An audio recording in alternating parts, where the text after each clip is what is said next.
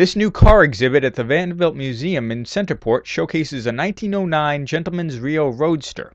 The museum says this historic car has a lot to teach about the development of automobiles. The Gentleman's Roadster is very similar to the one that actually ran in the early Vanderbilt Cup races. So we're displaying it today for the first time in decades as a race car. The car was gifted to the museum in the late 1950s and hasn't been on display since the 70s. It has been restored here and there over the years. Most recently, it was restored through the generosity of a donor, and we have some new paint added, and it has been cleaned up, and it really looks marvelous. It was very dirty and dusty in storage, and now it's back on display and in good condition. Now back then they had to make several modifications to the Reo Gentleman's Roadster to get it ready to race. We removed the fenders and the lights so that they wouldn't get filled with mud on the dirt race course. And we affixed a removable number that would have run in the race as a numbered contestant. William K. Vanderbilt II was himself a racing car enthusiast. In fact, he even drove. He had broken a speed record in 1904 down in Ormond Beach. 92 miles an hour he did in his car, and was very proud of that, and it really gave him the racing bug, so to speak. Well, when he came out here to Long Island, don't forget Long Island was a much different place 100 years ago, now over 100 years ago. There weren't many accessible roadways or paved roadways for motorists. It wasn't developed to the suburban area that it is today. Well, a lot of this, and what you see today as today's Long Island, is a direct result of Mr. Vanderbilt's early efforts. He decided he wanted to locate the car races out here, and that was partly in response to the European dominance of fast automobiles. He wanted American car makers, many of whom were his friends, such as Louis Chevrolet and Henry Ford, to build equal cars that could compete with the European counterparts. So he gave them a venue in which to do that on the Vanderbilt Motor Parkway.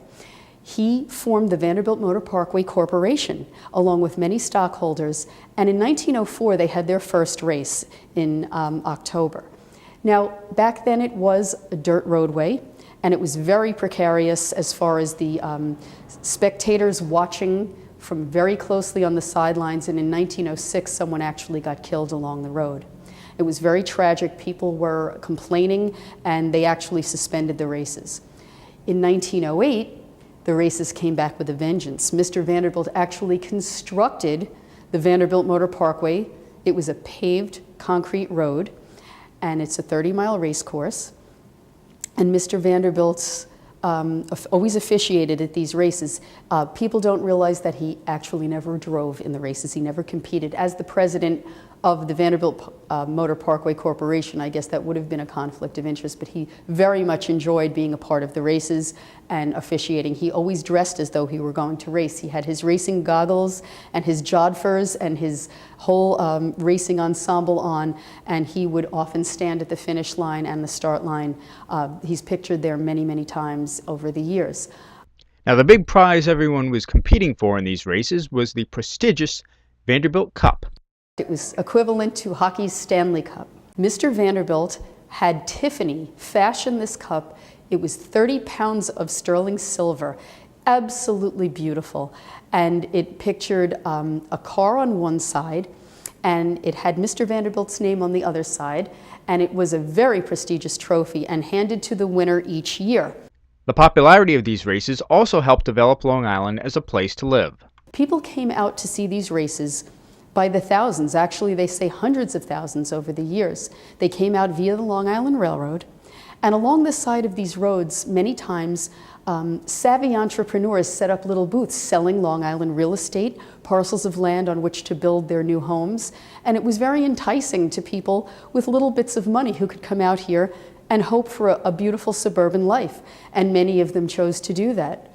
The Vanderbilt Museum says there's a lot to be learned about the development of automobile transportation through studying these early race cars. It is important to have this car, even though it's not original to Mr. Vanderbilt. on display, because I think it gives people a feel for the type of vehicles that were in these races and how small they were and how they didn't have the safety features our cars have today. There were no seat belts.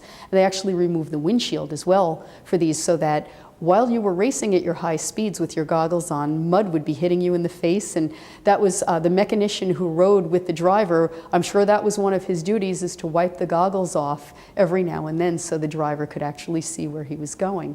The Reo Gentleman's Roadster is on display here next to Mr. Vanderbilt's Lincoln. The idea is to give you a sense of the difference between a race car and a luxury car of the day.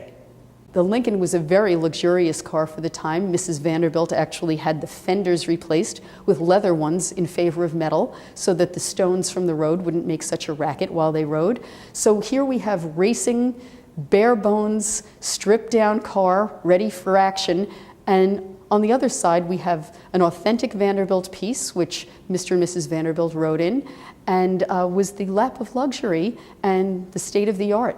For more information on how and when you can see this historic race car, check out the website vanderbiltmuseum.org. And if you'd like to learn more about the races themselves and the Vanderbilt Motor Parkway, check out the website vanderbiltcupraces.com. In Centerport, Collora reporting.